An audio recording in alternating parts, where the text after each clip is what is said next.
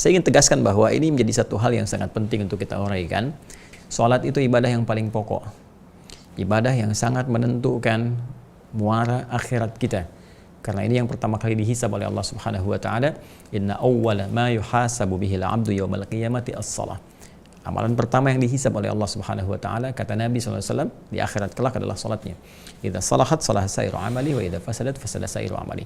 Kalau bagus salatnya maka akan berdampak pada kebaikan amalan-amalan lain. Jadi ini sumber amal itu dari salat dulu. Salat merubah karakter lebih baik, amalan yang lain ikut, ya kan? Dan jika jelek salatnya maka ini adalah berita buruk ya bagi amal-amal yang lainnya. Ini sangat menentukan. Pun demikian dalam kehidupan dunia seperti pernah saya uraikan, banyak manfaat yang bisa kita raih. Dari mulai ketenangan, cepatnya pengabulan doa, jembatan kesuksesan, kebahagiaan, dan hal-hal lain ya yang tentunya akan merubah kehidupan kita, bahkan perilaku kita lebih baik daripada sebelum-sebelumnya. Pada intinya, apakah sholat yang telah kita tunaikan itu, yang menjadi pokok ibadah kita, yang diwajibkan setiap hari, telah menghasilkan apa yang kita dambakan tadi, telah membuktikan keimanan kita di hadapan Allah, atau jangan-jangan apa yang kita kerjakan tidak berbanding lurus dengan hasil yang seharusnya muncul dari ibadah sholat tadi. Maka dua hal penting diperbaiki. Satu adalah kekhusyuan, yang kedua cara penunaiannya, karena diduga kuat menurut Al-Quran akan ada orang yang sholat tidak khusyuk, dan di antara ketidakkhusyuan itu disebabkan karena tidak paham, tidak mengerti apa yang dikerjakan dan dilakukan dalam sholatnya. Untuk itu kita belajar, dan di pertemuan yang lalu alhamdulillah kita telah sampai pada pembahasan iftitah dan istiftah ya, telah dapat bacaannya, referensinya dari mana, kemudian juga bagaimana cara membacakannya, dan hikmahnya itu yang paling penting. Ya, telah kita sadari. Kalau saya izin berdiri, kita coba dari awal secara ringkas dalam mempraktikkan dari sejak kita mulai bertakbir. Ya, sejajar dengan bahu atau di sini. Ya, izin saya tegaskan untuk menandakan bahwa semua hal jika sudah kita mengangkat bertakbir, takbirnya ihram, harus menanggalkan ya, dan diharamkan membawa segala hal yang tidak terkait dengan sholat. Buang semua ke belakang, pasrahkan kepada Allah Subhanahu wa taala diri kita sepenuhnya, menghadap wa annahum ilaihi raji'un, dan boleh jadi ini penghadapan terakhir kita kepada Allah, dan mungkin jadi diwafatkan kita. Karena itu Nabi kadang mengingatkan, ya sallu salatal muwadda', salatlah kalian seperti salat perpisahan kita dengan dunia, dan mungkin akan kembali kepada Allah. Itu dorongan kepada jiwa kita untuk kuat dalam rangka menghamba kepada Allah. Kemudian mengucapkan Allahu Akbar, fayaqulu Allahu Akbar, ya, komitmen pada diri kita, di lisan kita bahwa Allah yang paling agung, paling hebat, paling besar, menyadari sepenuhnya bahwa kita ini kecil di hadapan Allah. Tapi si kecil ini kadang-kadang membawa kebesaran dalam kehidupan, itu kan? Ya, sombong terhadap orang lain, merasa yang paling berilmu, merasa yang paling kaya, paling punya kedudukan, berlaku sewenang-wenang dan sebagainya dengan apa yang sebetulnya cuma titipan dan kecil. Maka kita rasakan itu keliru, kita berniat dengan baik sambil bertakbir, kita hadirkan suasana dalam hati kita, menunjukkan sholat apa yang kita tunaikan. Maghribkah, isyakah, atau yang lainnya. Baik, kemudian kita bersedekah, letakkan kemudian telapak yang kanan menutup yang kiri, menjaga hati dengan baik, bawa tutupi kekurangan-kekurangan yang kadang muncul dari nafsu ini, ya segera tekan. Kalau perlu genggam seperti ini, tutupi dengan kebaikan-kebaikan seperti pernah saya terangkan di pertemuan yang lalu. Tolong lihat yang sebelumnya dulu, ya, supaya tidak cepat menyimpulkan dan ada kesinambungan ya, dan ketersambungan pembahasan sehingga mengerti apa yang saya contohkan sekarang. Kemudian jaga. Dan dari penjagaan ini kita bermohon kepada Allah supaya kita jadi lebih baik dalam kehidupan.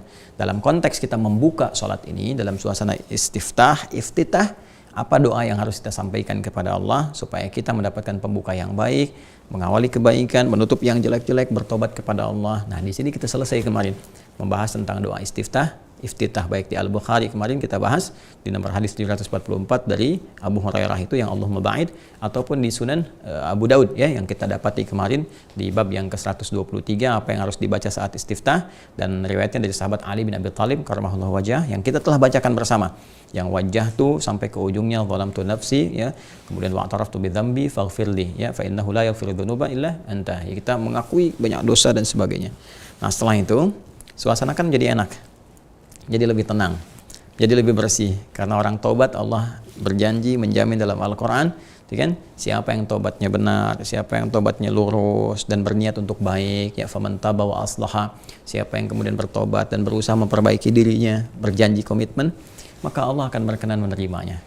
Dan penerimaan Allah yang terbaik itu ketika menerima taubatnya, maka Allah akan berkenan menunjukkan jalan-jalan kebaikan. Nah, jalan apa yang akan dibuka ya oleh Allah Subhanahu wa taala melalui penunaian salat ini? Maka pembuka jalan ini intinya akan dimulai lewat satu bacaan. Ya, pembuka sesuatu dari sebuah inti yang menunjukkan kepada inti sesuatu itu disebut dengan Fatihah namanya. Fatihah. Karena itu, setelah kita, teman-teman sekalian, menunaikan takbir Ratul Ihram, kemudian juga istiftah. Jadi ini saya urutkan ya.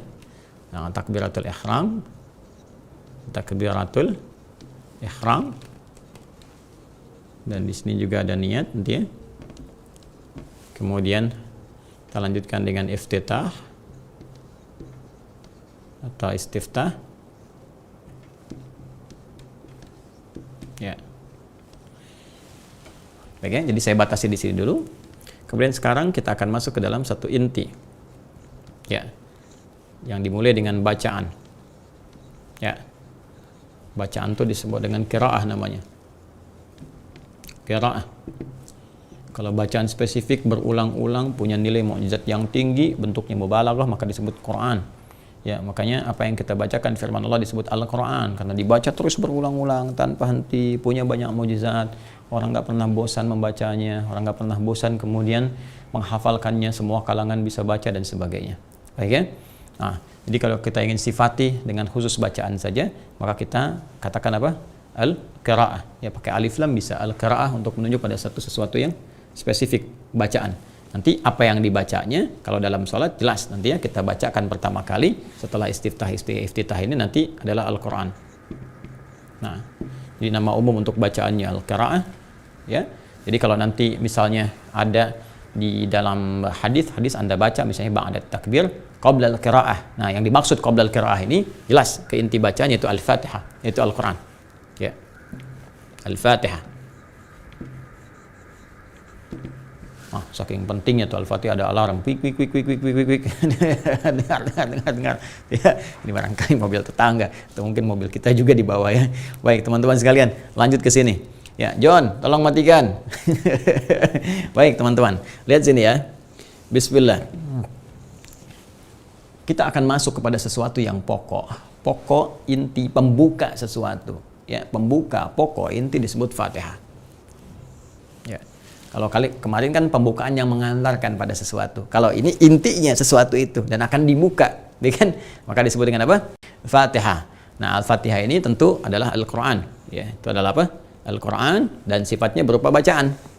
Nah, makanya kalau Anda baca di hadis misalnya, ya kan yang saya sampaikan waktu hadis tentang iftitah ya, yang Allah membahas itu di Al-Bukhari nomor hadis 744 dari Abu Hurairah, kan Nabi sakata hunayyatan, beliau itu diam sejenak dan ditanya oleh sahabat Abu Hurairah radhiyallahu taala anhu. Ya, itu redaksi pembukanya kan baina takbiri wal qiraati. Ya, di antara takbir dan bacaan. Bacaan yang dimaksudkan adalah intinya yaitu Al-Qur'an, bentuknya apa? Al-Fatihah. Kesini. Nah, dan ini menjadi rukun yang sangat penting, teman-teman sekalian. Oh, ini rukun ya. Rukun yang penting dalam sholat. Rukun yang penting dalam sholat. Awas, hati-hati ya. Niat, takbir. Nah, ini Al-Fatihah untuk bacaan pertama yang menjadi rukun di dalam sholat, teman-teman sekalian. Ini dia. Jadi saking pentingnya rukun ini, bahkan nanti ada hadis yang sangat spesifik yang menjelaskan satu, posisi kewajibannya, ya. Kemudian yang kedua, teman-teman sekalian, adalah keistimewaannya, fadilahnya, ya, keutamaan Al-Fatihah ini, keutamaan. Jadi nanti ada posisi yang menegaskan kewajibannya, kalau kita nggak baca jadi bermasalah gitu kan. Kemudian nanti ada keutamaannya. Nah, terkait dengan ini semua, kita akan keluarkan satu hadis di dalam Sahih Muslim. Jadi teman-teman yang punya kitabnya, tolong dicek kembali ya, kalau ada yang kurang tepat atau saya tidak tepat menyebutkan, nanti tolong dikoreksi oleh teman-teman sekalian. Ya, jadi nanti di hadis Muslim, ini hadisnya nanti terdapat di riwayat Sahih Muslim. Imam Muslim, kitab Sahih Muslim. Nah, Kitabus Shalah. Ya, seperti Al-Imam Al-Bukhari karena ini muridnya.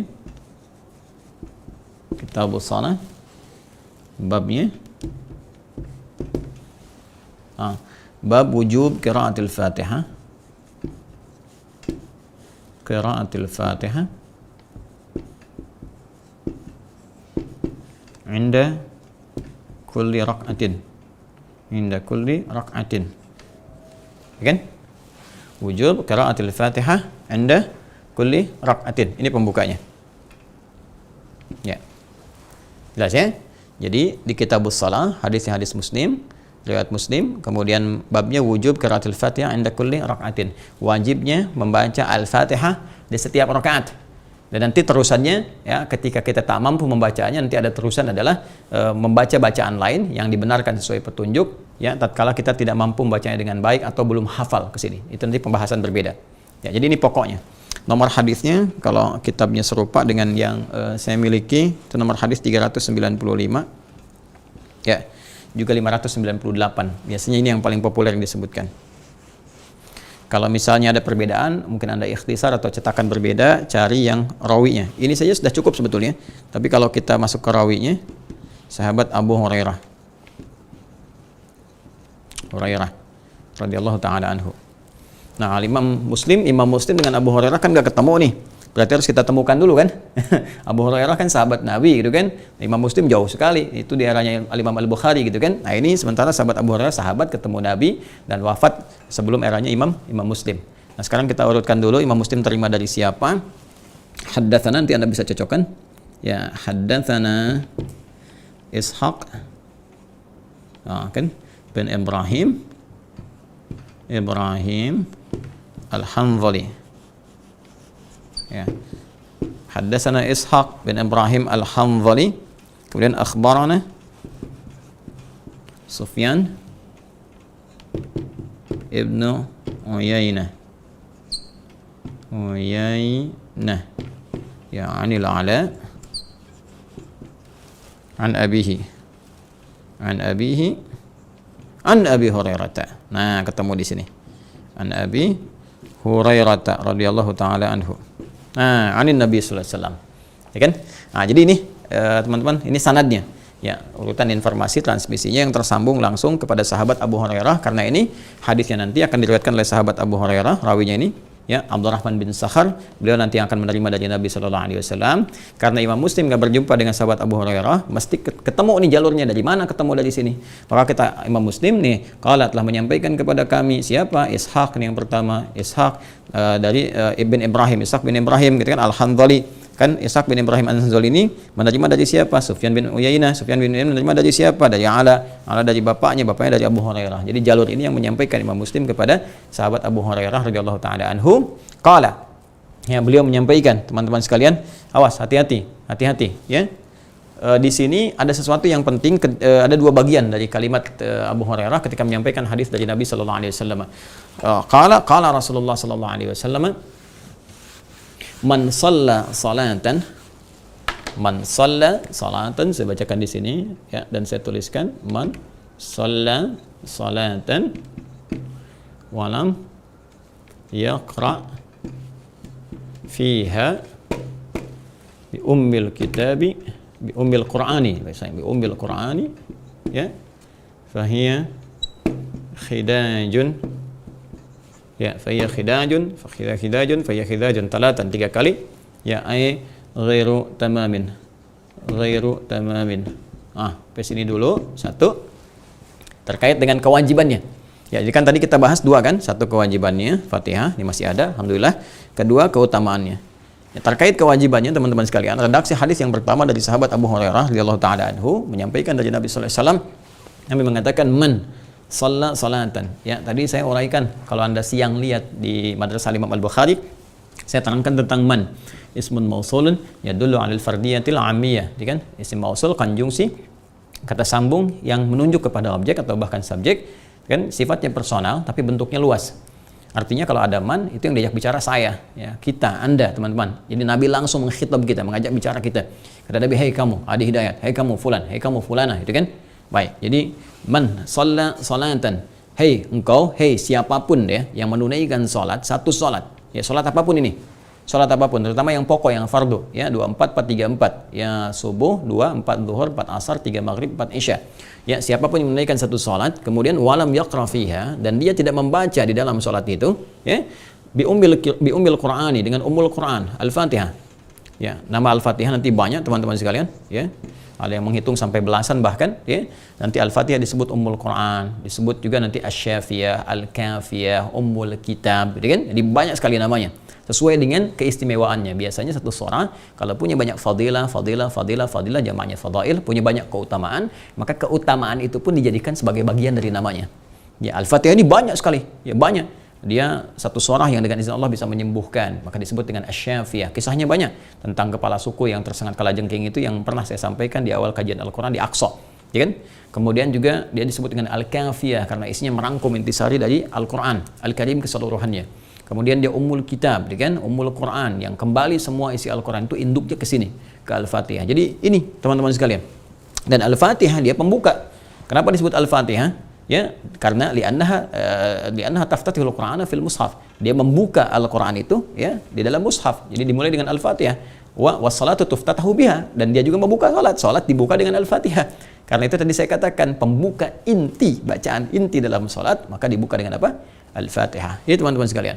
Nah, orang yang salat terus dia nggak baca pembukaannya, nggak masuk ke inti pembukaan. Kan ya sama aja orang mau masuk ke satu tempat gak lewat intinya, nggak buka pintu, nggak apa, tiba-tiba masuk lewat dari jendela, dari genteng atas bluk ke bawah, kan nggak akan diterima. Anda datang ke istana presiden ya langsung dari atap yang nerobos bluk, ya jangankan sampai ke bawah, Anda baru nyampe atap aja mungkin udah dikejar pas pampres. Nah, namun di sini masuk pembuka kan, lewat pembukaannya, lewat intinya dan sebagainya.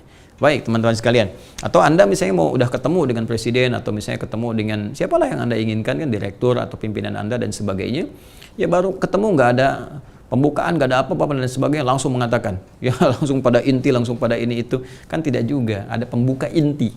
Dia ada dari masuk sebagai pembukaan kan, pembicaraan awal, pembuka kepada inti, langsung inti. Nah, ini pembuka kepada inti sesuatu yang menjadi bagian tak terpisahkan dari sholatnya adalah Ummul Quran, Al-Fatihah. Ini ada orang, kata Nabi SAW, nggak baca Al-Fatihah. Sengaja dia di sini nggak baca, sengaja. Faya khidajun. 3 kali disebutkan. Ya, maka ya sholatnya itu disifati dengan khidaj, pencuri dia, pencuri gitu kan, pencuri. Teman-teman sekalian di sini pencuri itu kan jadi ngambil sesuatu gitu kan yang menjadikan sesuatu itu nggak sempurna, gitu kan? Yang menjadikan sesuatu tidak sempurna, makanya ditafsirkan ghairu tamam. Nah, ghairu tamam di sini ini tafsiran ya. Ghairu tamam artinya nggak sempurna sholatnya, tidak sempurna sholatnya. Nah, maka di sini ada yang menafsirkan tidak sempurna di sini, ada yang ketat ulama mengatakan dia nggak sah sholatnya. Ya, karena ada hadis lain juga yang memahamkan bahwa la sholata liman lam yaqra bi Fatihatil Kitab. La salata, ya tidak sah salatnya, tidak ada salat bagi orang yang ya, kemudian tidak membaca Fatihatul Kitab, ya surah Al-Fatihah dalam salat. Nah, ini ulama sepakat dalam konteks dia menunaikan salat, khususnya pertama ya dalam konteks dia sendirian, ya. Jadi dia yang disepakati, yang nggak ada perbedaan pendapat di sini. Jadi salat sendirian dia sengaja tinggalkan Al-Fatihah, maka dihukumi tidak sah, dia mesti mengulang salatnya. Ya, karena la salata di sini, la-nya di situ diartikan teman-teman sekalian dengan sifatnya penafian. Ya, walaupun di situ bisa naksi juga karena harakatnya fathah, ya tidak sempurna. Itu la naksi artinya kurang, nggak sempurna, sama persis ghairu tamam. Dan sesuatu yang tidak sempurna tidak baik, maka diulang. Makanya Khalid bin Rafi Az-Zuraiki ketika dia sholat dan nggak sempurna sholatnya, diminta oleh Nabi untuk mengulang. Ya, maka di sini yang memasukkan kepada aspek kewajiban. Kemudian juga nanti ada dalam konteks berjamaah. Nah, di sini ada perbedaan pendapat, tapi umumnya jumhur di sini menyepakati, termasuk nanti terusan di hadis ini adalah tetap dibaca, nanti tetap dibaca. Ya, walaupun imam baca kita mengikuti, dan nanti ada standar cara baca kita, bagaimana cara membacakannya. Ya, berapa ayat paling minimal, kalau imam cepat kita bagaimana, nanti ada detailnya. Di sini tetap membaca, walaupun nanti Abu Hanifah, ya Imam Abu Hanifah dalam nanti madhab Hanafi mengatakan kalaupun imam sudah bacakan maka makmum diam, maka berlaku hadis qiraatul imam ya qiraatul makmum, innama ju'ilal imamu liyutamma bihi fa qiraatul imam qiraatul makmum. Adapun imam jadikan untuk diikuti, maka bacaan imam itu mewakili bacaan makmum. Maka di Hanafi itu diam, menyimak bacaannya imam, ya. Tapi nanti yang terkuat saya memilih nanti yang di sini jumhur ulama mayoritas tetap membaca dengan cara yang nanti kita akan pelajari teman-teman sekalian. Karena hadis tadi itu terkait juga dengan kondisi ketika imamnya sudah rukuk. Maka apa yang harus kita lakukan? Maka muncul hadis tadi. Ya. Kesini dulu teman-teman. Teruskan dulu hadisnya. Jadi ini yang pertama, ini dalil yang menyatakan kewajiban membaca Al-Fatihah, baik kita sholat sendirian ya ataupun kita menjadi imam dalam berjamaah, yaitu sudah pasti, atau bahkan makmum. Nah, dari mana kemudian tetap ini dibaca? Ya, tetap ini dibaca. Nah, ini kembali kepada terusan hadisnya. Qila li Abi Hurairah, belum selesai hadisnya. Qila li Abi Hurairah, setelah ini disampaikan oleh sahabat Abu Hurairah, Nabi menyampaikan seperti ini, gitu kan? Maka qila li Abi Hurairah, maka disampaikan, dikatakan kepada Abu Hurairah, ya, bagaimana kalau keadaan kami ini menjadi makmum? Hah? Bagaimana kalau keadaan kami menjadi makmum? Maka apa kata Abu Hurairah? Sami'tu Rasulullah sallallahu alaihi wasallam. Kata beliau, bacakan dulu dalam dirimu, baca silent, ya. Faqraha fi nafsika, kata Abu Hurairah radhiyallahu taala anhu, yang bermakna bacakan di dalam dirimu, jadi sir, bacakan. Jadi kalau imam bacanya jahar, jangan ikutan jahar. Ya, jadi jangan sampai terjadi misalnya imam baca dalam salat maghrib, misalnya nanti salatnya bismillahirrahmanirrahim, ada di belakang bismillahirrahmanirrahim, tidak. Ya. Apalagi begini, imamnya sir, andanya jahar, itu lebih aneh, Joni. Saya salat zuhur, imamnya sir, anda jahar sendiri. Bismillahirrahmanirrahim, alhamdulillahirrahmanirrahim. Itu kan kedengaran, jahar itu kedengaran oleh orang lain selain anda. Kalau sir, silent, yang dengar cuma anda. Jadi kalau anda baca sir, kedengaran orang, itu bukan sir, itu jahar namanya, Cepi. Ya, makanya kalau anda salat sir, silent, ya nggak harus dikencangkan orang juga, ya. Ini kembali ke sini, yuk kembali ke sini teman-teman sekalian. Jadi nanti ketika dikatakan pada sahabat Abu Hurairah, kami ini dalam keadaan menjadi makmum, gitu kan? Dalam keadaan menjadi apa? Makmum. Bagaimana keadaannya? Kata Abu Hurairah, iqra fi nafsik, dibaca di dalam dirimu. Inni sami'tu Rasulullah sallallahu alaihi wasallam. Aku pernah mendengar Rasulullah sallallahu alaihi wasallam, qala, beliau bersabda. Apa sabdanya? Nah, ini yang akan coba kita tuliskan, ya. Qala Allahu azza wa jalla. Qala Allahu azza wa jalla. Baik, yuk kita hapus sebentar, ya. Nah, ini teman-teman sekalian, qala Allahu azza wa jalla. Ini kita tuliskan, ya. Bismillah. Qala Allahu azza wa jalla, ya. Qala Allahu azza wa jalla. Dia. Ya, kata sahabat Abu Hurairah radhiyallahu taala anhu, ya, qala sami'tu Rasulullah sallallahu alaihi wasallam yaqul qala Allahu azza wa jalla. Nah, ini saya ingin garis bawahi dulu teman-teman sekalian. Di sini ini isyarat kepada hadis qudsi. Ya, hadis qudsi itu adalah hadis yang, ingat kalimatnya, maknanya disampaikan langsung oleh Allah Subhanahu wa taala kepada Rasulullah sallallahu alaihi wasallam, dan lafadznya diteruskan oleh Nabi sallallahu alaihi wasallam. Ya, beda dengan Al-Qur'an. Kalau Al-Qur'an lafadz dan maknanya langsung dari Allah Subhanahu wa taala. Lafadz dan maknanya langsung dari Allah Subhanahu wa taala. Jadi kalau hadisnya hadis qudsi, jadi diturunkan kepada Nabi sallallahu alaihi wasallam, kan lafadznya disampaikan oleh Nabi sallallahu alaihi wasallam, tapi maknanya itu langsung dari Allah Subhanahu wa taala. Ya, disampaikan kepada kita semuanya. Qala Allahu azza wa jalla, kata Nabi sallallahu alaihi wasallam, Allah Subhanahu wa taala menyampaikan kepada kita dalam salah satu hadis qudsinya, qasamtu shalah baini wa baina 'abdi wa li 'abdi ma sa'al. Garis bawah, ya, saya tuliskan ini yang pentingnya. Ya, qasamtu as-salata, qasamtu shalah, ini di satu redaksi nisfaini, ya, ada saya bulati begini, nisfaini. Ya, nisfaini. Ya. Qasamtu shalah nisfaini baini, ya, di sini baini wa baina 'abdi wa baina 'abdi wa li 'abdi. Ini poinnya. Ma sa'al. Allahu akbar. Qasamtu shalah baini wa baina 'abdi. Qasamtu shalah nisfaini baini wa baina 'abdi. Perhatikan baik-baik teman-teman sekalian. Allah langsung ingin menyampaikan dalam salah satu hadis qudsi yang diteruskan oleh Nabi sallallahu alaihi wasallam, ya, lafaznya sampai ke kita. Kata Allah, qasamtu sholata. Saya membagi dalam salat itu. Nah, perhatikan baik-baik, ya. Ini yang menunjukkan, sekali lagi menekankan kewajiban Al-Fatihah yang disepakati nanti para ulama, ya, mayoritas di sini, mayoritas bersepakat kewajiban membaca Al-Fatihah di dalam salat. Karena ada redaksi penekanan yang sangat kuat. Di sini teman-teman sekalian, Al-Fatihah disebutkan dalam hadis qudsi dengan as-shalah. Ya, qasamtu salata, qasamtu as-shalah. Ya, di sini aku membagi, kata Allah Subhanahu wa taala, itu as-shalah, yang dimaksud si Al-Fatihah. Dari mana taunya? Nanti terusan hadisnya. Ya, nanti terusan hadisnya, ketika Al-Fatihah disebut oleh Allah Subhanahu wa taala sebagai salat, inti dari salat. Maka dari itu kalau intinya ditinggalkan kan tidak sempurna, dia ghairu tamam, khidaj, ya kan? Dan menunjukkan persoalan serius atas sah tidaknya, ya, salat yang ditunaikan. Karena itu di sini penekanan pembacaan salat itu lebih diutamakan. Dalam konteks ini bacaan Al-Fatihahnya, ya. Qasamtus salata, saya bagi salat itu kan nisfaini kepada dua bagian. Baini wa baina 'abdi, dan ada bagianku, ada bagian hambaku. Jadi nanti di Al-Fatihah itu teman-teman sekalian, saat kita menunaikan salat, kan, ketika Allah Subhanahu wa taala meminta kita menunaikan salat dan kita memulai salat, ya, setelah bertakbir, baca istiftah, kemudian masuk ke Al-Fatihah, disebut oleh Allah ini inti salatnya, pembuka ini inti salat. Qasamtu salat, aku bagi nih dalam pembuka inti salat ini di Al-Fatihah ini, kan, nisfaini, pada dua bagian. Baini wa baina 'abdi, ada bagian tertentu yang memang khusus untukku, kata Allah. Kan, wa baina 'abdi, dan ada bagian hambaku. Jadi di Al-Fatihah ini sangat luar biasa. Ada satu informasi yang sangat dahsyat di hadis qudsi yang menunjukkan bahwa ada bagian kita di situ. Sesuatu yang sangat penting. Nanti kita akan lihat. Tapi jangan lupakan ada bagian Allah yang harus kita penuhi. Jadi di sini ada hak dan kewajiban. Ini ada hak dan kewajiban. Hak dan kewajiban. Jadi ada hak Allah Subhanahu wa taala. Jadi kalau sudah haknya Allah Subhanahu wa taala, berarti kewajiban kita di sini hamba. Ya kan? Ada hak kita. Kalau sudah hak kita berarti kewajiban Allah. Ingat ya? Awas, hati-hati. Makanya tegas Allah menyampaikan di hadis qudsi, wali abdi ma sa'al. Ya, dan hak kita, hak hambaku, kata Allah itu, ya hak kita sebagai hamba Allah, wali abdi, dan untuk hambaku, ma sa'al, hak dia, apapun yang dia minta, aku akan kabulkan. Ya, apapun yang dia minta, aku akan kabulkan. Ini dahsyatnya. Jadi di sini teman-teman sekalian, ada hak di sini, ya, hak Allah yang harus kita penuhi, yaitu tadi salat yang ditunaikan dengan benar. Ya, dalam konteks ini sampai ke bacaan Al-Fatihah.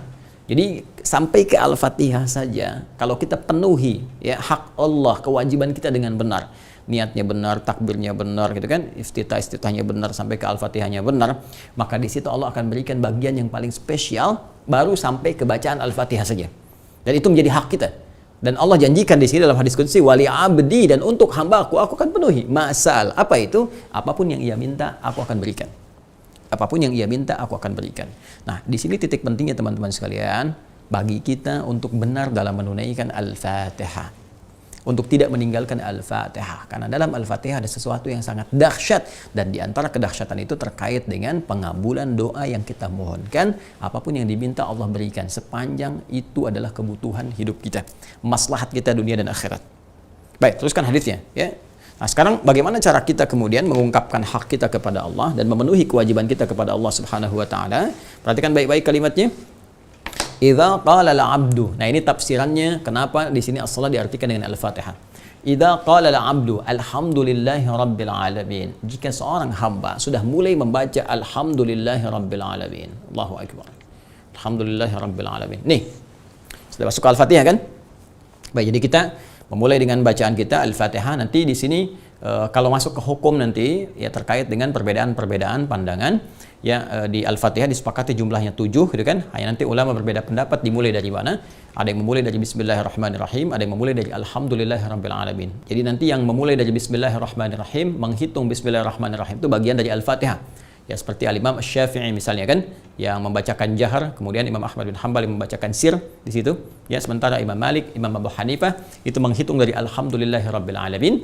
Ya, dan di sini menempatkan Bismillahirrahmanirrahim ada ditempatkan sebagai ayat mandiri yang terpisah karena pertanyaan Ibnu Abbas radhiyallahu taala anhuma yang menanyakan pada Rasulullah, adakah kemudian pemisah di antara surah-surah Al-Quran yang menjadikan surah itu dipahami bukan bagian dari surah yang lainnya. Maka turunlah Bismillahirrahmanirrahim di sini. Maka nanti sebagian memosisikan Bismillahirrahmanirrahim itu bagian terpisah ayat yang berdiri sendiri sebagai pembuka di setiap surah. Sebagai pembuka di setiap surah. Karena itu bedanya Al-Fatihah dengan Al-Baqarah dipisahkan Bismillahirrahmanirrahim. Bedanya nanti Al-Baqarah dengan Ali Imran dipisahkan Bismillahirrahmanirrahim. Kecuali At-Taubah nanti. Ya, kecuali At-Taubah, Al-Bara'ah, karena ini terkait dengan peperangan, izin untuk membela diri, izin untuk membela kehormatan, membela bangsa, membela masyarakat, kan, membela saat dizalimi. Maka dalam pembelaan itu ada pertumpahan darah. Sedangkan Bismillahirrahmanirrahim itu ayat yang terkait dengan kasih sayang. Dalam perang nggak ada kasih sayang. Gak ada orang nembak, izin nembak ya, Dor, aku sayang kamu sebetulnya. Itu terlalu lebay Joni, kan? Gak ada, perang ya perang, tembak ya tembak gitu kan. Makanya nanti di Al-Bara'ah itu tidak ada Bismillahirrahmanirrahim, langsung ta'awudz, langsung ke bara'atum minallah dan seterusnya. Nanti Bismillahnya tetap berjumlah 114 karena nanti di An-Naml pun ada wa innahu min Sulaiman wa innahu Bismillahirrahmanirrahim, sempurna. Di 114 kali disebutkan dalam Al-Quran. Ya, untuk Al-Fatihah pun itu disebut sebagai pemisah Bismillahnya. Bismillahirrahmanirrahim pada riwayat yang tadi disampaikan dalam pandangan madhab selain Asy-Syafi'i dan juga madhab Hambali. Yang bacanya jahar Asy-Syafi'i, Hambali bacanya sir. Ya, di Maliki langsung ke Alhamdulillahirabbil alamin, di Hanafi juga demikian. Nah, ketika masuk ke sini teman-teman sekalian, ya, hadis yang diqudsi, wa idza qala al-'abdu alhamdulillahirabbil alamin. Jika seorang hamba mulai membaca Al-Fatihahnya dan dia katakan alhamdulillahirabbil alamin. Fokus ya. Qala Allahu azza wa jalla, maka Allah menjawab bacaannya ini dengan jawaban hamadani abdi. Hamadani abdi. Ya, hambaku telah memujiku. Pelan-pelan ya. Wa idza qala al-'abdu ar-rahmanir rahim, kan? Ar-rahmanir rahim, kalau hamba membaca ar-rahmanir rahim, kemudian Allah menjawab, qala Allah azza wa jalla, Allah menjawab gitu kan? Asna alayya 'abdi, asna alayya 'abdi. Baik, hambaku tengah menyanjungku. Wa idza qala al-'abdu maliki yaumiddin, ketika hamba membaca maliki yaumiddin, kan? Maliki yaumiddin, qala Allah azza wa jalla, maka Allah pun menjawab, majjadani 'abdi, ya. Majjadani 'abdi, hambaku tengah mengagungkanku. Di hadisnya waqala marwatan fawada ilayya 'abdi, kan? Hambaku tengah menyerahkan urusannya kepada keagunganku, kan? Nah, ini dia yang paling menarik teman-teman sekalian. Ketika sampai pada ayat yang berikutnya, iyyaka na'budu wa iyyaka nasta'in. Idza qala al-'abdu iyyaka na'budu wa iyyaka nasta'in. Ini beda sendiri teman-teman jawabannya nih. Ketika hambaku berkata dalam salatnya iyyaka na'budu wa iyyaka nasta'in, qala Allahu azza wa jalla. Ini intinya. Allah menjawab hadza. Ini dia. Baini wa baina 'abdi wali 'abdi masal. Allahu akbar. Nah, kata Allah, inilah yang dimaksud komitmen antara aku dengan hamba-Aku. Tadi di awal, qasamtu shalah baini wa baina 'abdi nisfain. Ini komitmennya. Kata Allah, ini komitmen antara aku dengan hamba-Aku. Wali 'abdi masal. Jika hamba-Ku benar menunaikan salat sampai bacaan ini, apapun yang dia minta saat ini aku akan berikan. Ya, apapun yang dia minta saat ini aku akan berikan. Masya Allah. Masya Allah. Dan ini dalam posisi berdiri teman-teman. Ini dalam posisi apa? Berdiri. Sekarang saya mau ilustrasikan sebentar ya. Simpan dulu ini. Saya mau ilustrasikan. Kita buka dulu teman-teman sekalian. Quran surah ketiga Ali Imran. Ayat 38 sampai 39. Ya, bersama Anda mushaf ya, tolong dibuka. Quran surah ketiga Ali Imran. Ali Imran. Ayat 38 sampai 39. Di mushaf standar paling kanan pojok sebelah atas. Ya, saya mau kisahkan sejenak saja. Nabi Zakaria alaihi salam telah berumah tangga dan berharap mendapati keturunan dari ikhtiar rumah tangganya. Dan Allah berkehendak dengan satu kehendak yang sangat luar biasa, ujian bagi beliau. Dari mulai berumah tangga sampai rambutnya memutih, fisiknya sudah letih, gitu kan? Washta'ala ra'su syaiba. Jadi dalam bahasa Al-Qur'an di surat Maryam itu sudah mulai rambutnya memutih ya, dan terus tidak pernah putus asa. Ya, walam akum bidu'aika rabbi syaqiyya, dan saya tidak pernah putus asa untuk memohon kepadamu ya Rabb untuk punya keturunan. Ternyata qadar Allah belum dapat keturunan. Bahkan istrinya divonis monofus dan mandul, mohon maaf secara medis. Ya, nanti teman-teman yang mengalami peristiwa serupa, misalnya belum ada keturunan setelah berumah tangga cukup lama dan sebagainya, bisa ditempuh salah satu ikhtiar ini. Ya, ini contoh kepada kita untuk bisa diamalkan. Nah, maka apa yang terjadi? Teman-teman sekalian, beliau kemudian berikhtiar untuk menunaikan sholat dengan sempurna di mihrab. Mihrab itu bisa jadi bentuknya ruangan, ya kayak imam masjid tuh ya, imam kan ada ruangan mihrab kan untuk mengimami itu. Atau kita bisa bikin di rumah, bisa ruangan, atau kalau nggak ada ruangan pun teman-teman, atau di musala bisa bikin satu bagian mihrab. Kita bisa jadikan hamparan sejadah aja, seperti saya pernah bikin juga begitu. Ya, dulu waktu saya pertama ke Indonesia, kemudian dengan istri itu kan ngontrak, dan bukan aib. Ya, kita mengontrak dan sebagainya, kita hamparkan sejadah untuk menunaikan ibadah di situ, ya, dan jadikan mihrab. Dan mihrab itu tempat yang memang khusus untuk ibadah. Jadi nggak ada yang lain-lain tuh, handphone apa semua cerita-cerita nggak usah masuk ke situ. Ya, jadi nggak bisa terima misalnya telepon, atau kita mohon maaf sekali ya makan di situ, atau bikin status pun jangan. Ya, ceklik selfie, maaf ya jangan ganggu aku sedang di mihrab, itu nggak boleh. Keluar dulu di situ. Ya, nah, mihrab khusus untuk ibadah saja. Dan di antara fungsi mihrab mempercepat terkabulnya doa. Ya, di antaranya. Makanya imam, kenapa tempatnya di mihrab saat dia memimpin sholat? Karena imam itu adalah puncaknya. Imam itu intinya dalam sholat, yang diharapkan bisa terkabul dengan bacaan imam doa-doa kita. Ya kan? Nah, dari sini kemudian teman-teman sekalian, boleh kita punya mihrab di rumah, ya, seperti Maryam punya mihrab. Ya, di ayat ke-37-nya kan Maryam, ya fataqabbalaha rabbuha biqabulin hasanin wa anbataha nabatan hasanan wa kaffalaha Zakaria kullama dakhala 'alaiha Zakaria al-mihraba. Maryam punya mihrab. Nah, Nabi Zakaria kemudian mencoba menunaikan di mihrab itu, bermohon kepada Allah sesuatu ya yang tidak ada batas, ya seperti Maryam mendapatinya. Ya, sifat Allah yang memberi tanpa batas disebut dengan Wahhab. Wahhab. Kalau kita memohon kepada Allah, menyebut dan meminta dengan tulus, kita katakan hab. Untuk pribadi li, kalau banyak lana, hab lana. Rabbana hab lana min azwajina wa dzurriyyatina qurrata a'yun. Maka di sini Nabi Zakaria menunaikan salat. Dan saya pernah sampaikan di edisi yang awal-awal bahwa salat itu ibadah spesifik kita sebagai pembuktian keimanan kepada Allah. Karena pembuktian keimanan, makanya semua nabi umat sebelum Nabi Muhammad pun salat. Ya, kan pernah saya sampaikan, ya Nabi Isa itu salat, ya kan? Nabi Isa salat, ada di surah Maryam, ya, surah 19 ayat 31 sampai dengan 33. Kemudian siapa lagi? Nabi Zakaria ini saya sebutkan, Nabi Musa salat, Quran surah ke-20 ayat ke-14, kan innani anallahu la ilaha illa ana fa'budni wa aqimis salata li dzikri. Nabi Ismail ya salat, meminta keluarganya salat, Quran surah 19 Maryam ayat 55, wa kana ya'muru ahlahu bis shalah. Nah, kembali ke kisah Nabi Zakaria alaihissalam, maka beliau memberikan kesan kepada kita bahwa kalau ada manusia memvonis kita sesuatu yang nggak mungkin, nggak bisa, mustahil dan sebagainya, gitu kan? Ini nggak memungkinkan, maka ini tanda langsung dari Allah Subhanahu wa taala untuk memohon.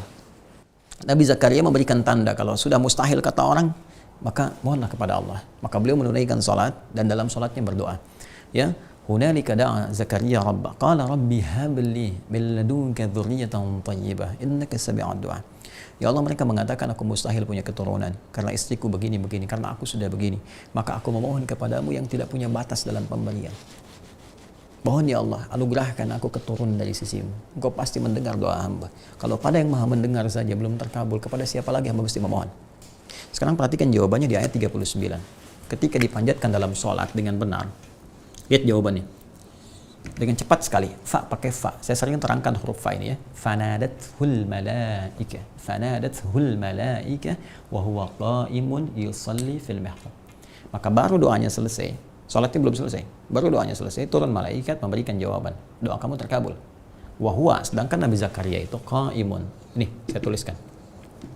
Qa'imun yusalli, ini dia. Fil mihrab.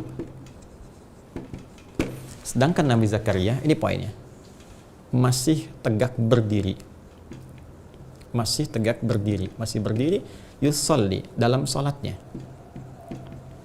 Fil mihrab, di mihrab. Ini poinnya. Masih berdiri dalam salat. Jadi beliau bacakan permohonan dalam salat itu dalam keadaan berdiri. Dalam keadaan berdiri, minta kepada Allah. Doanya baru selesai, masih berdiri, salatnya belum selesai. Tiba-tiba turun jawaban. Ya, sedangkan dahsyatnya kesempurnaan salat yang disyariatkan kepada umat Nabi Muhammad SAW melalui Rasul yang sangat mulia. Karena nabinya paling mulia, paling takwa, paling dekat dengan Allah, maka kemuliaannya luar biasa. Sempurna syariat salatnya, dan bedanya dengan umat di masa lalu, teman-teman sekalian, fokus baik-baik. Umat sebelum Rasulullah, salat dulu, minta, baru turun jawaban. Umat Nabi Muhammad SAW, sebelum tiba waktu salat ditunggu oleh Allah. Mau minta apa dalam salat? Silahkan minta. Yuk, buka Quran, surah ke-2 Al-Baqarah, ayat 153. Quran, surah ke-2 Al-Baqarah, ayat 153. Ya ayyuhalladzina amanu. Hai semua orang yang telah menyatakan dirinya beriman kepada Allah. Ingat, imannya dikhitab. Imannya langsung diajak oleh Allah Subhanahu wa taala untuk dimunculkan. Seakan menanda ayat ini bahwa adakah iman dalam jiwa kita? Iman kita dipertaruhkan. Ista'inu bis sabri was salah. Ya ayyuhalladzina amanu ista'inu. Ista'inu bis sabri was salah. Ini dia. Hai semua orang telah menyatakan dirinya beriman kepada Allah Subhanahu wa taala. Ista'inu, jika kalian punya persoalan dalam kehidupan, masalah-masalah apapun yang kalian rasakan, kan? Maka terimalah itu dulu dengan sabar sebagai ujian untuk meningkatkan kualitas hidupmu. Karena yang lain pun diuji. Ya, Nabi diuji, sahabat diuji, tabi'in diuji. Engkau Nabi bukan, Rasul bukan, sahabat bukan, tabi'in bukan. Gak pengen diuji, kamu siapa ya, ence? Ya, jadi ini balik ke sini teman-teman sekalian. Terima dulu dengan sabar. Wassalah, dan mintakan solusi dari ini semua lewat sholat. Lewat sholat. Nah, sekarang apa hubungannya dengan Al-Fatihah? Lihat baik-baik ya. Ketika Nabi Zakaria meminta, masih berdiri dalam sholatnya, dikabulkan oleh Allah Subhanahu wa taala. Kita umat Nabi Muhammad SAW, ya, dengan barakah Nabi yang sangat mulia, belum sholat, udah diminta, dipanggil, siap-siap saat sholat mau minta apa. Nah, sekarang perintahnya ista'inu. Nih. Ista'inu. Fokus baik-baik. Ini perintah dari Allah. Kalau kita mau katakan, teman-teman sekalian, ya Allah, kami mau sholat, dan saat sholat itu, kami akan meminta kepadamu. Perhatikan baik-baik. Nah, ini perintah kita saat menunaikan sholat, ini masuk dalam bagian ibadah. Di Quran, surah ke 20 Thaha ayat ke-14. Kata Allah, kalau kalian yakin dengan imanmu aku Tuhan, kan? Ya, maka buktikan lewat itu, pembuktian itu, ya keimanan itu lewat salat. Innani anallahu, sayalah Allah, sungguh sayalah Allah satu-satunya Tuhan. Ya la ilaha illa ana, enggak ada yang disebut Tuhan kecuali saya. Fa'budni, maka sembah saya. Ini perintahnya di sini fa'budni. Fa'budni, ya kan? Yang ini wasta'inu, ya ayyuhalladzina amanu ista'inu, ini fa'budni salatnya. Kalau kita ingin pindahkan bentuk perintah ini ke bentuk penghambaan, ya untuk mengeksekusi ini, untuk membuktikan, maka kalau saya pakai a, kalau kita banyak pakai nun. Nah, ya bentuknya rubah ke fi'il mudhari. Ini a'bud jadi a'bud kalau sendirian. Kalau banyakan kita semua ganti jadi na'bud. Na'bud. Ya? Baik. Yang kita sembah siapa? Allah, kan? Allah. Maka kita akan katakan, ya Allah, kami ingin buktikan kami menyembahmu ya Allah. Kami siap sholat kepadamu ya Allah. Engkau katakan, sholat, sembah aku, ibadah kepadaku sholat. Kami katakan, ya Allah, kami siap menyembahmu hanya kepada Engkau, tidak ada yang lain. Engkau katakan Engkau yang Tuhan, tidak ada yang lain. Kami pun akan katakan, ya Allah, kami siap hanya kepada Engkau, kami akan menyembah ya Allah. Hanya kepada Engkau, hanya kepadamu. Maka hanya kepadamu, itu bahasa Arabnya iyyaka, didahulukan. Iyyaka na'budu. Rumus yang sama, ini. Ista'inu, jadikan bentuk kemudian penghambaan kita menjadi nasta'in. Nah, kalau kita katakan hanya kepadamu saja ya Allah kami minta. Gak ada yang lain karena hanya Engkau yang Tuhan. Ya, hanya Engkau yang Allah, hanya Engkau yang hak. Maka katakan iyyaka. Tuh. Sekarang lihat. Ini perintah Quran surah 2 ayat 153. Ini Quran surah 20 ayat ke-14. Iyyaka na'budu, iyyaka nasta'in. Sekarang saya mau tanya kepada Anda semua. Ya, saya, Anda, dan kita semuanya. Adakah kita temukan kalimat ini, iyyaka na'budu, ya, dan iyyaka nasta'in di dalam bacaan salat kita? Ada, Ustaz. Di mana? Al-Fatihah. Nih. Idza qala al-'abdu iyyaka na'budu wa iyyaka nasta'in. Anda bayangkan? Ya, makanya pantas di sini Allah mengatakan, lihat kalimat yang baik-baik. Hadza baini wa baina 'abdi wa li 'abdi ma sa'al. Ini adalah perjanjian komitmen antara aku dengan hamba-Aku. Apa komitmennya? Ini yang dari awal, wa li 'abdi ma sa'al. Kan Allah katakan, ista'inu bis sabri was shalah. Kamu punya masalah, kamu punya persoalan, datang kepada Aku, ya. Mintakan dalam salat, Aku kabulkan. Sekarang di mana ya Allah cara memintanya? Tuh, Zakaria meminta alaihissalam dalam berdirinya minta, Aku kabulkan. Contohnya, kamu belum minta, Aku udah panggil. Bacakan, apa bacaannya? Iyyaka na'budu. Ketika sampai ke bacaan ini, iyyaka na'budu. Ya Allah, sekarang kami mengungkapkan keimanan kami. Sekarang kami membuktikan keyakinan kami kepadamu ya Allah. Hanya Engkau yang Tuhan, Engkau ya Rabb. Kami menyembahmu ya Allah lewat salat ini. Nih. Wa nasta'in. Dan Engkau mintakan, perintahkan kepada kami untuk minta. Kalau kami ada kesulitan, kami ada permohonan, kami ada kebutuhan ya Allah. Kan? Sekarang kami meminta hanya kepada-Mu wa iyyaka nasta'in. Maka ketika Anda mengatakan, saya mengatakan, kita mengatakan iyyaka na'budu wa iyyaka nasta'in, Allah langsung menjawab hadza baini wa baina 'abdi. Inilah perjanjian komitmen antara aku dengan hamba-Ku. Wa li 'abdi ma sa'al. Dan kalau benar hamba-Ku sampai detik ini, ya, apapun yang dia minta aku akan berikan sepanjang itu menjadi kebutuhan dunia dan akhirat dia, maslahat dia. Dahsyat di sini.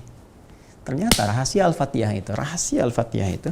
itu bisa mempercepat terkabulnya doa baru sampai di sini. Kan? Nah, sekarang timbul pertanyaan. Dua pertanyaannya. Satu. Banyak orang yang telah baca Al-Fatihah setiap hari, bahkan 17 kali dalam sehari. Ya, paling minimal itu paling standar paling minimal 17 kali. Jadi kalau ada yang baca 16, itu berarti sholat subuhnya 1 rakaat. Ya, karena sholat itu kan 17 rakaat, 5 waktu 17 rakaat. Setiap rakaatnya baca Al-Fatihah. Saking inginnya Allah banyak mengabulkan doa kita, dibuat 17 kali minta. Ada nggak pimpinan, siapapun dia, komandan dan sebagainya yang mengundang Anda 17 kali dalam sehari, minta apa aja dikasih. Ya. Dan ada yang ngundang sekali aja, Anda taatnya luar biasa, patuh luar biasa. Allah ngundang 17 kali, dikasih untuk kepentingan Anda. Masih nggak taat juga. Dengan cara apa lagi diberikan petunjuk? Nah sekarang ada orang sholat 17 kali baca ini tapi kok nggak dapat gitu kan? Salahnya di mana? Satu itu. Yang kedua, kalau Allah tawarkan apapun diberi, mau minta apa? Pasti bingung kan? Banyak permintaan nih. Ada nggak rumus kalau disebutkan satu kalimat misalnya atau satu permintaan semua dikasih? Nah ini menjadi penting untuk kita uraikan bagaimana bacaan Al-Fatihah yang benar, ya kan? Sampai bisa menghasilkan pemberian dari Allah Subhanahu wa taala untuk mengabulkan doa-doa kita. Bacanya seperti apa nih? Karena ada petunjuk di hadis ini. Dan yang kedua, apa yang harus kita mintakan kepada Allah dalam kondisi yang seperti ini? Dan kadang-kadang bacanya cepat imam. Ya, begitu kita ikuti iyyaka na'budu wa iyyaka nasta'in, ihdinas siratal mustaqim, siratal ladzina an'amta 'alaihim ghairil maghdubi 'alaihim waladdallin. Dan baca surat kan? Seperti apa menghadirkannya? Nah, ini nanti yang akan kita ulas. Jadi sabar ya. Sabar insyaallah, nanti kita akan uraikan dengan lebih dalam lagi sehingga pelan-pelan belajarnya. Kalau memungkinkan saya sarankan sih teman-teman bawa mushaf ya. Bawa mushaf, kalau kitab hadis mungkin nggak semua punya, tapi bisa download juga. Bisa dicari nih teman-teman, insya Allah ketemu apa yang tadi saya sampaikan tuh ya. Kalau mungkin ada sedikit perbedaan nomor atau apalah gitu kan, yang menjadi penanda batasan halaman atau apa, itu mungkin perbedaan dari cetakan dan sebagainya, tapi redaksinya ketemu. Ya, redaksi ada, rawinya sama, itu kitabnya sama atau babnya sama. Itu biasanya insya Allah bermanfaat. Ya, yang aneh itu begini, misalnya nomornya ada, isinya nggak ada, itu yang paling aneh. Kan, nah, jadi jangan berdebat di masalah ini nomornya beda, lantas ribut gitu. Hadisnya ada nggak, Cepi? Iya, kalau hadisnya ada, ngapain Anda sibuk pada urusan seperti itu? Mungkin kitabnya beda atau apa, dan tidak perlu kita perlebar juga masalah itu. Jadi kesimpulannya, ini bacaan Al-Fatihah, bacaan pembuka inti ya, dan kita harus bacakan dalam sholat kita. Membacakannya harus benar teman-teman sekalian, karena ada rahasia di balik itu. Di antara rahasia itu adalah bagaimana Allah mengabulkan doa-doa kita ya saat kita bermohon dalam Al-Fatihah ini, seperti Allah mengabulkan doa Nabi Zakaria yang dianggap mustahil oleh sementara orang. Ya, mungkin itu yang bisa kita uraikan, bisa kita bahas, mudah-mudahan bermanfaat. Dan semoga Allah senantiasa merahmati kita, menjaga kita dalam kebaikan dan mengampuni dosa-dosa kita. Allahumma taqabbal minna innaka antas sami'ul alim wa tub 'alaina innaka antat tawwabur rahim. Taqabbal minna siyamana wa salawatina wa ruku'ana wa sujudana wa tammim taqsirana ya Allah ya arhamar rahimin. Wa najjina ya Allah minal qalbil 'azim bi rahmatika ya arhamar rahimin. Sallallahu alaihi sayyidina Muhammad wa ala alihi wa sahbihi wa ummati ila yaumiddin. Wa akhiru da'wana subhanakallahumma bihamdika nashhadu an la ilaha illa anta nastaghfiruka wa natubu ilaik. Walhamdulillahirabbil alamin. Assalamualaikum warahmatullahi wabarakatuh.